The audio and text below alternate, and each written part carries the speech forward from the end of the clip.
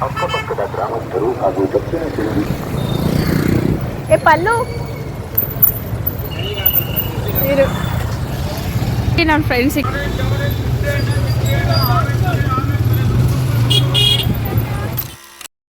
Hello friends, welcome back.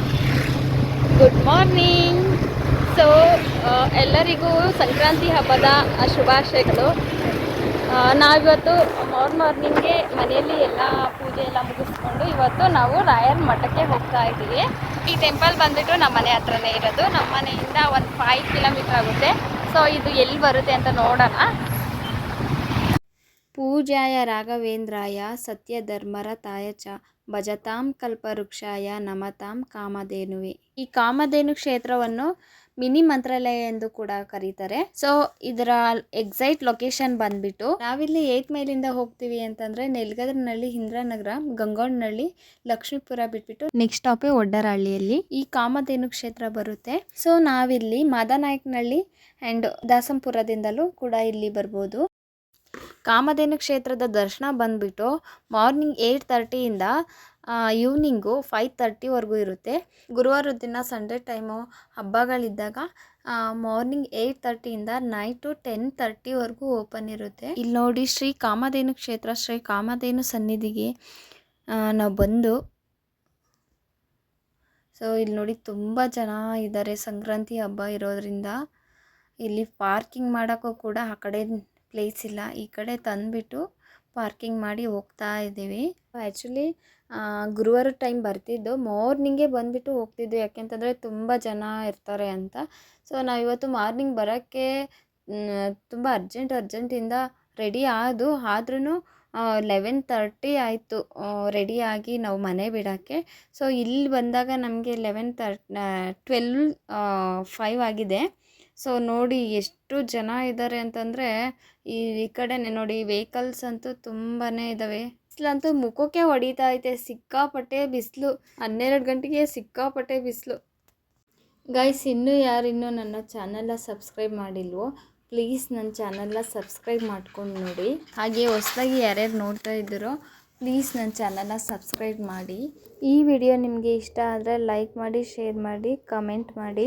ಯಾರ್ಯಾರು ಮಂತ್ರಾಲಯಕ್ಕೆ ಹೋಗೋಕ್ಕಾಗಲ್ವೋ ಅಂಥವ್ರು ಬೆಂಗಳೂರಿನಲ್ಲಿರುವ ಈ ಮಿನಿ ಮಂತ್ರಾಲಯಕ್ಕೆ ಖಂಡಿತ ವಿಸಿಟ್ ಮಾಡ್ಬೋದು ಆ್ಯಂಡ್ ಇಲ್ಲಿನ ದರ್ಶನ ಪಡಿಬೋದು. ಈ ಮಿನಿ ಮಂತ್ರಾಲಯ ತುಂಬಾ ಫೇಮಸ್ ಅಂತ ಹೇಳ್ಬೋದು.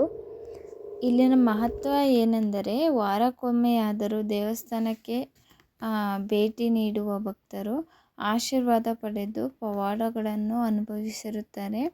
ಗುರುವಾರದಂದು ದೇವಸ್ಥಾನಕ್ಕೆ ಭೇಟಿ ನೀಡುವುದು ಶ್ರೀ ರಾಘವೇಂದ್ರ ಸ್ವಾಮಿಗಳಿಗೆ ಮತ್ತು ಭಾನುವಾರದಂದು ತುಂಬ ಮಂಗಳಕರವಾಗಿದೆ. ಆರೋಗ್ಯ ಸಮಸ್ಯೆಗಳು, ಮದುವೆ, ಉದ್ಯೋಗಗಳು, ಇತರ ವಿಷಯಗಳು ಭಕ್ತರು ಪವಾಡಗಳನ್ನು ಅನುಭವಿಸಿರುತ್ತಾರೆ. ಗುರುವಾರ ಮತ್ತು ಭಾನುವಾರದಂದು ಪ್ರಸಾದ ಕೂಡ ಕೊಡ್ತಾರೆ. ಭಕ್ತಾದಿಗಳು ಯಾರಾದರೂ ದಾನಿಗಳಿದ್ದರೆ ಬೇಳೆ, ಅಕ್ಕಿ, ತುಪ್ಪ, ಎಣ್ಣೆ ಈ ಥರ ಎಲ್ಲ ದಾನ ಮಾಡ್ಬೋದು. ಸೊ ಹೀಗೆ ಮುಂದೆ ಹೋದರೆ ಲೆಫ್ಟ್ ಸೈಡಲ್ಲಿ ಕೈಕಾಲು ಮುಖ ತೊಳ್ಕೊಳ್ಳೋಕ್ಕೆ ನೀರಿರುತ್ತೆ. ಇಲ್ಲಿನ ವಿಶೇಷತೆ ಏನೆಂದರೆ ತುಪ್ಪದ ದೀಪ ಹಚ್ಚುವುದು. ಸೊ ಇಲ್ಲಿ ಎಂಟ್ರೆನ್ಸಲ್ಲೇ ಲೆಫ್ಟ್ ಸೈಡು ಕೌಂಟ್ರಲ್ಲಿ ನಮಗೆ ಟಿಕೆಟ್ ಕೊಡ್ತಾರೆ ತುಪ್ಪದ ದೀಪ ಹಚ್ಚೋಕ್ಕೆ. ಸೊ ಇಲ್ಲಿ ತುಪ್ಪದ ದೀಪ 30 ರೂಪೀಸಿಂದ ಸ್ಟಾರ್ಟ್ ಆಗುತ್ತೆ. ಸೊ ತಗೊಂಡು ನಮ್ಮ ಮನಸ್ಸಲ್ಲಿ ಏನಾದರೂ ಅಂದ್ಕೊಂಡು ರಾಯರ್ಗೆ ಬೆಳಗಬೇಕು ಆ ತುಪ್ಪದ ದೀಪನ. ಸೊ ನೋಡ್ತಾ ಇದ್ದೀರಲ್ಲ ಗೈಸ್, ತುಂಬ ರಶ್ ಇದೆ. ದೇವಸ್ಥಾನ ಅಂತೂ ತುಂಬಾ ಪೀಸ್ಫುಲ್ಲಾಗಿದೆ. ಟೆಂಪಲ್ ಮಾತ್ರ ರಾಯರ್ ಸನ್ನಿಧಿಗೆ ಬಂದು ಹೋದರೆ ಏನೋ ಒಂಥರ ಮನಸ್ಸಿಗೆ ನೆಮ್ಮದಿ. ಸೊ ನಾನು ನಂದು 7th ಸ್ಟ್ಯಾಂಡರ್ಡ್ ಇದ್ದಾಗ ನಾನು ಟೆಂಪಲ್ಗೆ ರಾಯರ್ನಿಗೆ ನೆಡ್ಕೊತಾ ಇದ್ದೀನಿ. ಸೊ ನಮ್ಮ ಮನೆ ಪಕ್ಕದಲ್ಲಿ ರಾಯರ್ ಭಕ್ತರು ಅವರು ನನಗೆ ಕೊಡೋರು ಬುಕ್ಕು ಬರೀ ಅಂತ. ಬಟ್ ನನಗೆ ಅಷ್ಟು ನೀಟಾಗಿ ಗೊತ್ತಿರಲಿಲ್ಲ ಏನಕ್ಕೆ ಬರೀತಾರೆ ಅಂತ. ಸೊ ನಾನು ಏನು ಕೊಡ್ತಾ ಇದ್ದಾರಲ್ಲ ದೇವ್ರದ್ದು ಬುಕ್ಕು ಅಂತ ನಾನು ನನ್ನದೇ ಹೋಮ್ವರ್ಕು ಅದು ಇದು ಎಲ್ಲ ಇರೋದು. ಅದ್ರ ಜೊತೆಗೆ ರಾಯರ್ನಿಂದ ನಾನು ಬುಕ್ ಬರೀತಿದ್ದೆ ಫ್ರೀ ಟೈಮಲ್ಲಿ. ಸೊ ನನಗಂತೂ ತುಂಬಾ ಒಳ್ಳೆಯದಾಗಿದೆ. ಶ್ರೀ ಗುರು ರಾಘವೇಂದ್ರ ಸ್ವಾಮಿಗಳು ಕಲಿಯುಗದಲ್ಲಿ ಅನೇಕ ಪವಾಡಗಳನ್ನು ನಡೆಸುತ್ತಾ ಕಲಿಯುಗದ ಕಾಮಧೇನು ಆಗಿದ್ದಾರೆ. ಭಕ್ತಾದಿಗಳ ಸಂಕಷ್ಟವನ್ನು ಬಗೆಹರಿಸಿ ಇಷ್ಟಾರ್ಥಗಳನ್ನು ಈಡೇರಿಸೋ ಕಾಮಧೇನು ಕಲ್ಪವೃಕ್ಷರಾಗಿದ್ದಾರೆ. ಸೊ ರಾಘವೇಂದ್ರ ಸ್ವಾಮಿಗೆ ದರ್ಶನ ಮಾಡಿಕೊಂಡು ಹೋದರೆ ಹಿಂದೆ ತುಪ್ಪದ ದೀಪನ ಕೊಡ್ತಾ ಇರ್ತಾರೆ. ಟಿಕೆಟ್ ತೋರಿಸಿದ್ರೆ ಅಲ್ಲಿ ತುಪ್ಪದ ದೀಪನ ಕೊಡ್ತಾರೆ. ಸೊ ನಾವು ರಾಘವೇಂದ್ರ ಸ್ವಾಮಿಗಳಿಗೆ ದರ್ಶನ ಹಾಕಿಬಿಟ್ಟು ತುಪ್ಪದ ದೀಪನ ಹಚ್ಬಿಟ್ಟು ಏನು ಅಲ್ಲಿ ಕಾಣಿಸ್ತಾ ಇದೆಯೋ ಧೂಪ ಅದರೊಳಗೆ ನಾವು ಹಚ್ಚಿರೋ ದೀಪನ ಹಾಕಬೇಕು. ಮಂತ್ರಾಲಯದಲ್ಲಿ ಯಾವ ಥರ ಇದೆಯೋ ಟೆಂಪಲ್ಲು ಸೇಮ್ ಅದೇ ಥರ ಇದೆ ಈ ಟೆಂಪಲ್ಲು. ಅದು ಮಂತ್ರಾಲಯಕ್ಕೆ ಯಾರಿಗೆ ಹೋಗೋಕ್ಕಾಗಲ್ವೋ ಈ ಟೆಂಪಲ್ಗೆ ವಿಸಿಟ್ ಕೊಟ್ಟರೆ ಸೇಮ್ ಮಂತ್ರಾಲಯಕ್ಕೆ ಹೋಗಿ ಬಂದಿರೋ ಥರನೇ ಫೀಲ್ ಇರುತ್ತೆ.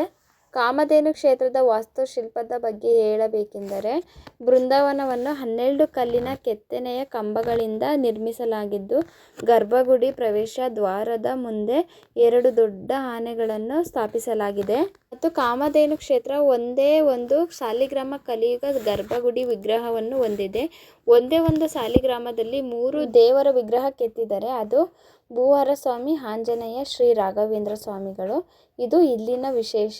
ಅದರ ಜೊತೆ 108 ಕೋಟಿ ಶ್ರೀ ರಾಘವೇಂದ್ರ ಬರೆದ ಪುಸ್ತಕಗಳನ್ನು ಸ್ಥಾಪಿಸಿದ ಭಾರತದ ಏಕೈಕ ಸ್ಥಳ ಇದಾಗಿದೆ. 108 ಕೋಟಿ ಭಕ್ತಾದಿಗಳು ಬರೆದಿರುವಂತಹ ಶ್ರೀ ರಾಘವೇಂದ್ರಾಯ ನಮಃ ಅನ್ನೋ ಲೇಖನ ಇದೆಲ್ಲ ಅದರಿಂದ ಇಲ್ಲಿ ಬೃಂದಾವನವನ್ನು ಮಾಡಿದ್ದಾರೆ.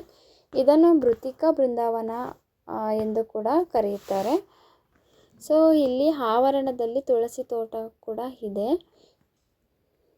ಆಲ್ಮೋಸ್ಟ್ ಎಲ್ಲ ನೋಡ್ತಾ ಇದ್ರೆ ಮಂತ್ರಾಲಯಕ್ಕೆ ಹೋಗಿರೋ ಫೀಲೇ ಆಗ್ತಾ ಇದೆ. ನೀವು ನೋಡ್ತಾ ಇರ್ಬೋದು, ಇದೇ ಬೃಂದಾವನ.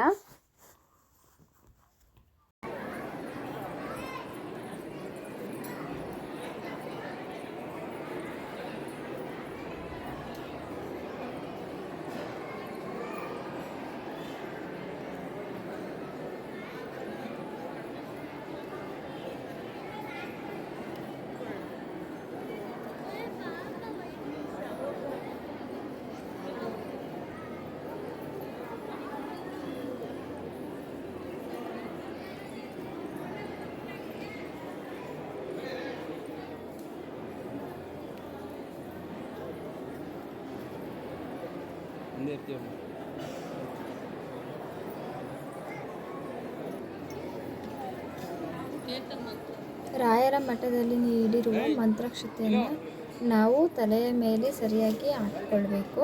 ಇದು ನಮಗೆ ಸರಿಯಾಗಿ ಫಲ ಕೊಡುತ್ತೆ. ಮಂತ್ರಾಕ್ಷತೆಯನ್ನು ಕೆಳಗಡೆ ಹಾಕಬಾರ್ದು.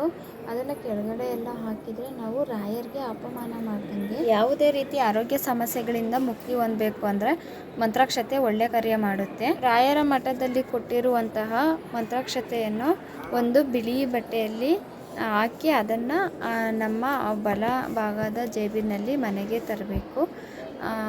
ಮಂತ್ರಾಕ್ಷತೆ ಇರುತ್ತೋ ಸ್ವಲ್ಪ ನೀರು ತಗೊಂಡು ನೀರಲ್ಲಿ ಮಂತ್ರಾಕ್ಷತೆ ಹಾಕಿಬಿಟ್ಟು ಒಂದು ತುಳಸಿ ದಳವನ್ನು ಹಾಕಿ ಅದನ್ನು ಡೈಲಿ ಸೇವಿಸಿದರೆ ನಮಗೆ ಆರೋಗ್ಯ ಸಮಸ್ಯೆ ಇದ್ದರೆ ಅದೆಲ್ಲ ಪರಿಹಾರ ಆಗುತ್ತೆ.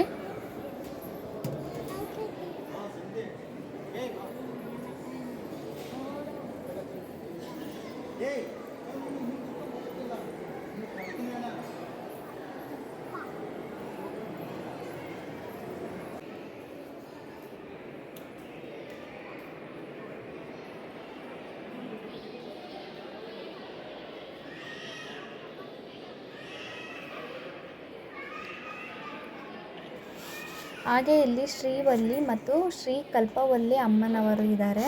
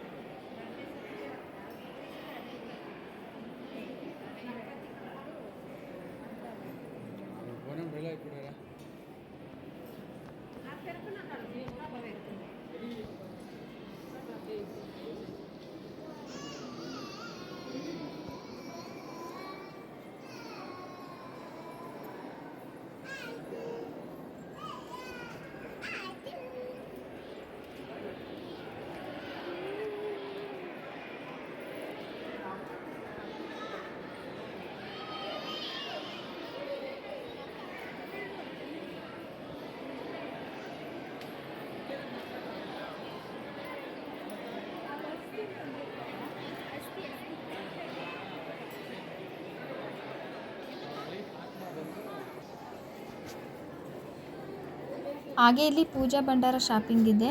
ಈ ಶಾಪಿಂಗ್ ಒಳಗಡೆ ಹೋದರೆ ನಮಗೆ ಬೇಕಾಗಿರುವ ಎಲ್ಲ ಶಾಪಿಂಗ್ ಮಾಡ್ಕೊಬರ್ಬೋದು.